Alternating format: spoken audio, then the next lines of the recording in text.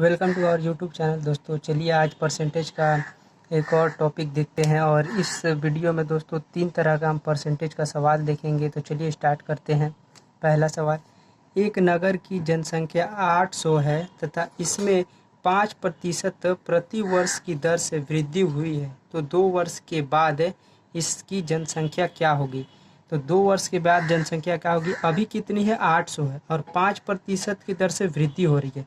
तो हम 5% को दोस्तों लिख सकते हैं 5/100, क्योंकि प्रतिशत के लिए 100, और इसे हम लिख सकते हैं कितना, 1/20। यानी कि अभी जो है जनसंख्या 20 है, तो अब एक वृद्धि हो रही है, 5% दर से वृद्धि हो रही है, तो एक बढ़ जाएगी। मतलब अभी अगर 20 है तो अगले वर्ष कितना हो जाएगी दोस्तों, तो 21 हो जाएगी। ये पहला वर्ष हो जाएगा 21। अब दूसरा वर्ष भी क्या होगा, दूसरा वर्ष में भी ये 20 है तो ये कितने हो जाएगी, 21 हो जाएगी दोस्तों। तो अब यहाँ पे हम देखेंगे, इसको इंटू कर लेंगे, तो इसको इंटू कर लेंगे तो 400, मतलब अभी की जनसंख्या जो है 400, इसको इंटू कर लेंगे तो 441। 2 वर्ष के बाद की जनसंख्या कितनी हो जाएगी, 441। इसका मतलब जो अभी की हमारी जनसंख्या 400 है, लेकिन बुक में कितना दिया है, 800। मतलब बुक के हिसाब से 800 और मेरा 400 बराबर है।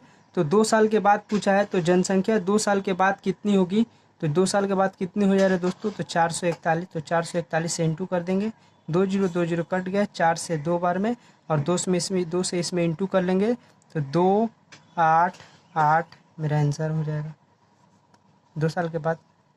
चलिए दोस्तों एक और सवाल देखते हैं उसी टाइप का। दोस्तों, एक नगर की जनसंख्या 5% प्रति वर्ष बढ़ती है, यदि उसकी वर्तमान जनसंख्या 9261 है, तो 3 वर्ष पहले उसकी नगर की जनसंख्या क्या है। इसमें पहले पूछ दिया है दोस्तों। तो हम पहले 5% प्रति वर्ष वृद्धि हो रही है, तो हम 5% को हम लिख सकते हैं 1/20। जैसे कि पहले वीडियो में आपने देखा, 5/100 को हम लिख सकते हैं 1/20। तो दोस्तों पहले मेरा जनसंख्या जो 20 था, वो अब क्या होगा, अब बढ़ के कितना हो जाएगा, मतलब 5% बढ़ रही है, तो अब बढ़ के कितना हो जाएगा दोस्तों, 21 हो जाएगा। पूछा क्या है दोस्तों, 3 वर्ष पहले कितनी थी। अभी की जनसंख्या 21 हो गई है दोस्तों, लेकिन पहले की जनसंख्या ये है। तो दोस्तों हम क्या करेंगे, इसमें 3 साल दिया है तो 21 का क्यू कर देंगे, और इसमें कितना कर देंगे, 20 का क्यू कर देंगे। तो दोस्तों 20 का क्यू होता है 8000, और 21 का क्यू कितना होता है दोस्तों, तो 9261। कितना होता है, 9261। और हमारा जो वैल्यू आया 9261, वो किताब की वैल्यू के 9261 के बराबर है।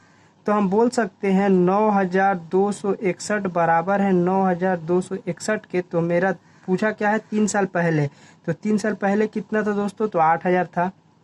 तो 8000 का कितना हो जाएगा, तो 9 से कट जाएगा, आ जाएगा हमारा 8000 आंसर। लेकिन दोस्तों इसमें क्या पूछा है, ये देखिए 3 वर्ष पहले, तो मतलब पहले अगर 8000 था जनसंख्या, तो अभी बढ़ के 9261 हो गया है। उसी तरीके से हम क्या किए हैं, पहले अगर जनसंख्या 20 थी 3 साल पहले, तो 3 साल बाद में कितना हो जाएगी, 21 हो जाएगी। तो 3 साल बाद है, इसीलिए हम 21 का क्यू किए हैं। अगर 2 साल रहता है यहाँ पे तो 21 का स्क्वायर करते, ठीक है। तो 21 का क्यू किए हैं तो 9261 आया है। तो 9261 मेरा और किताब का मिल गया दोस्तों, तो इसीलिए हम काट के जो 8000 है 8000 के बराबर ही आ गया है। चलिए आइए स्टार्ट करते हैं दूसरा सवाल। चलिए दोस्तों स्टार्ट करते हैं एक अलग टाइप का सवाल। दोस्तों, एक व्यक्ति अपनी आय का 25% भोजन पे, 20% किराए पे तथा 10% पढ़ाई पर खर्च करता है। उसके बाद उसके पास 540 रुपया बचते हैं, तो उसकी आय कितनी थी। उसकी आय कितनी थी पूछा है। पहले 25% भोजन पे, 20% किराए पे, 10% पढ़ाई पे खर्च करता है। उसके बाद उसके पास 540 रुपया बचते हैं, तो उसकी आय कितनी थी। तो दोस्तों हम मान लेंगे उसकी आय थी 100%। 100% में दोस्तों वो क्या क्या खर्च किया है, पहला 25% खर्च किया है भोजन पे, प्लस 20% खर्च किया है किस पे, किराए पर, प्लस 10% खर्च किया है किस पे, पढ़ाई पे। दोस्तों तो ये पूरा मिला के हो गया आपको 25 अब 20 45 10 55%। और 100% उसकी आय थी, जिसमें से 55% वो खर्च कर लिया, तो उसके पास बचा कितना 45%। और ये जो 45% बचा वो उसके पास रुपए में कितना बचा है, तो रुपए में बचा है 540। तो हम बोल सकते हैं 540 बराबर है 45% के। तो हमको आय उसकी कितनी थी 100%, तो हमको निकाल देना है कितना 100%। अब हम देख सकते हैं 9 से काटेंगे, 9 से 4 बार में, सॉरी दोस्तों 9 5 45, 5 बार में 9 से काटेंगे 6 बार में, 0 0 उतार देंगे। 5 से काटेंगे दोस्तों 20 बार में, और 60 को 20 से इंटू कर देंगे तो 6 दूनी का 12 और 2 को 0 डाल देंगे। तो ये हमारा हो जाएगा आंसर। चलिए दोस्तों आते हैं इसी टाइप के एक और सवाल देख लेते हैं। चलिए दोस्तों स्टार्ट करते हैं एक अगले सवाल पे। उसी टाइप का है दोस्तों। जय अपने आय का 12% मनोरंजन पे, 18% यातायात पे और 25% वस्त्र पे खर्च करता है। यदि उसके पास 1575 बच जाते हैं तो उसकी मासिक वेतन कितनी है। तो दोस्तों हम मासिक वेतन पहले 100% मानेंगे। अगर उसकी मासिक प्रतिशत 100% है मासिक वेतन, तो उसमें से 12% वो खर्च कर दिया है मनोरंजन पे, 18% खर्च किया है यातायात पे, प्लस 25% खर्च किया है वस्त्र पे। तो टोटल उसका कितना हुआ 12 18 30 और 25 55% दोस्तों वो खर्च कर दिया है। कितना में से 100% में से वो 55% खर्च किया दिया। उसके पास बचा कितना है दोस्तों, तो उसके पास अभी कुल 45% बच गया है। और उसका आय में कितना बचा है दोस्तों, तो आय में दिखा रहा है 1575 बचा है। 1575 बराबर किसके है दोस्तों 45% के। हमें निकालना कितना है उसका आय, तो उसका आय कितना था दोस्तों 100%। 100 से इंटू कर देंगे दोस्तों। अब इसे काट देंगे दोस्तों 5 से 9 बार में, और इसे काट देंगे दोस्तों 5 से 20 बार में। अब इसे काट देंगे 9 से 1 बार में, फिर 9 से 7 बार में 73, फिर 9 5 45। मेरा कितना आ गया दोस्तों। अब 2 से इसमें इंटू कर देंगे। 5 दूनी का 10, 5 दूनी का 10, 7 दूनी का 14, 1 15, फिर 2 एकम में 2, 2 1 3 और 1 0। तो मेरा आंसर कितना आ जाएगा दोस्तों 3500 उसकी आय थी। कितना आय थी दोस्तों उसका आय कितना थी, तो 3500 उसका आय आंसर हो जाएगा दोस्तों। तो चलिए अगले सवाल पे। चलिए दोस्तों स्टार्ट करते हैं। एक अगला सवाल उसी टाइप का है लेकिन थोड़ा उससे डिफरेंट है दोस्तों। तो बोला है दोस्तों एक व्यक्ति अपनी आय का 60% राशन पर तथा शेष का 25% कपड़े पर तथा बचे हुए मूल्य का 10% पढ़ाई पर खर्च करता है। इसके बाद उसके पास 135 रुपया बचते हैं, तो उसकी मासिक आय कितनी थी। दोस्तों अगर उसकी मासिक आय हम कितना बोलते हैं 100% मान लीजिएगा।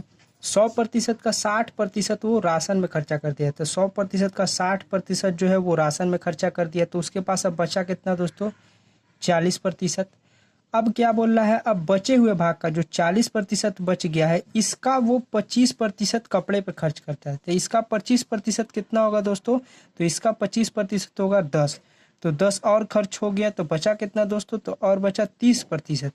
अब क्या बोल रहा है दोस्तों, तो बचे हुए मूल्य का 10% पढ़ाई पे। जो ये 30 बचा है इसका 10%, तो इसका 10% कितना होता है दोस्तों, तो 1 पॉइंट दे देंगे तो 10% हो जाएगा। मतलब इसका 10% होगा 3, तो और 3 माइनस कर लेंगे दोस्तों तो हो जाएगा कितना 27। मतलब 10% पढ़ाई पर खर्च किया जो कि 3 था 10%, और 10% माइनस कर दिए इसमें से तो हो गया 27। दोस्तों अब इसके पास बचा है कितना 135 रुपया। कितना बचा है 135 रुपया। जो 135 रुपया रुपए में 135 बचा है, लेकिन प्रतिशत में कितना बचा है दोस्तों, तो 27% बचा है। तो हम बोल सकते हैं कि 135 रुपया बराबर है 27% के। तो हमें पूछा क्या है, तो उसकी मासिक आय कितनी थी, तो मासिक आय उसकी कितनी थी दोस्तों 100। तो हम 100 से मल्टीप्लाई कर देंगे, 27 से काट देंगे, 27 बचे 135, अब 5 से 100 में इंटू कर देंगे तो आ जाएगा 500 आपका आंसर। दोस्तों ये क्या है, इस शेष का है। जैसे 100 में से 60% घटा दिए तो 40 बचा, तो ये शेष आ गया दोस्तों। अब फिर इसका 25% बोला है, तो 40 का 25% निकाल लीजिएगा। कैसे, तो हम 25% को आपको फ्रैक्शन में बताएं। 25% मतलब 1/4 होता है, तो 4 से इसमें डिवाइड कर दीजिएगा तो 10 आ जाएगा, तो 10 इसमें घटा दिए दोस्तों। उसी तरीक़ा से 30%, तो 30% तो उसको 10% का क्या होता है, तो 10% का हम बताए थे 1/10, उसी तरीके से 10 कर लीजिएगा तो यहाँ पे 3 आ जाएगा दोस्तों। जो 3 है 3 घटा दिए तो 27 बचा, और जो 27% बचा वो 135 रुपया का बराबर था, तो यहाँ पे 135 रुपया का बराबर कर दिए। मासिक आय बोला था तो मासिक आय 100% था, तो 100% से इंटू कर दिए। 27 से 5 बार में काट दिए, 5 से 100 में इंटू कर दिए, 500 आ गया दोस्तों। ईजी ट्रिक है दोस्तों, ये अप्लाई कीजिए, एग्जाम में बहुत जल्दी सवाल बनेगा दोस्तों। और हमारे चैनल को लाइक कीजिए, सब्सक्राइब कीजिए, अच्छा लगे तो दोस्तों शेयर भी कीजिए। Thank you.